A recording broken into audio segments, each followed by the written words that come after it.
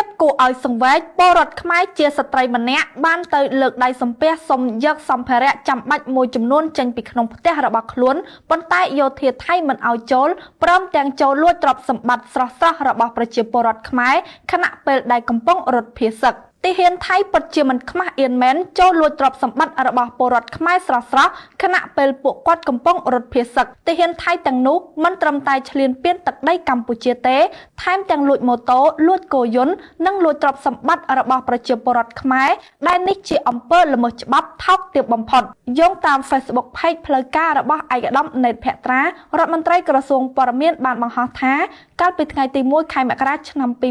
2026នៅខេត្តឧត្តរមានជ័យពលរដ្ឋខ្មែរបានទៅពិនិត្យផ្ទះសម្បែងរបស់ខ្លួនដែលទាហានថៃប្រើកម្លាំងចូលគ្រប់គ្រងក្នុងទឹកដីខ្មែរហួសព្រំដែនជាក់ស្ដែងនៅពេលកម្លាំងយោធាថៃបានមកដល់ពលរដ្ឋខ្មែរជាស្ត្រីបានលើកដៃសំពះសុំចូលយកសម្ភារៈចាំបាច់មួយចំនួនយោធាថៃប្រដាប់ដោយអាវុធបានហាមមិនឲ្យពលរដ្ឋខ្មែរបើករថយន្តចូលដឹកសម្ភារៈទេនិងបានបណ្ដេញពលរដ្ឋខ្មែរជាបរិសុទ្ធចេញមុននឹងអនុញ្ញាតឲ្យស្ត្រីខ្មែរជាម្ចាស់ផ្ទះចូលយកសម្ភារៈសេសសល់បានបន្តិចបន្តួចពលរដ្ឋជាម្ចាស់ផ្ទះបានអះអាងថាទ្រព្យសម្បត្តិមានតម្លៃនិងសម្ភារៈប្រើប្រាស់ភាគច្រើនត្រូវបានទាហានថៃគាស់យកអស់ទៅហើយអ្នកតាមដានសង្គមលើកឡើងថាមិនមែនត្រឹមលួចទ្រព្យសម្បត្តិផ្ទះសម្បែងទេវាក៏ចេះប្រើល្បិចប្លន់ស្រស់ៗយកធ្វើជាទ្រព្យខ្លួនឯងយ៉ាងឃោរឃៅ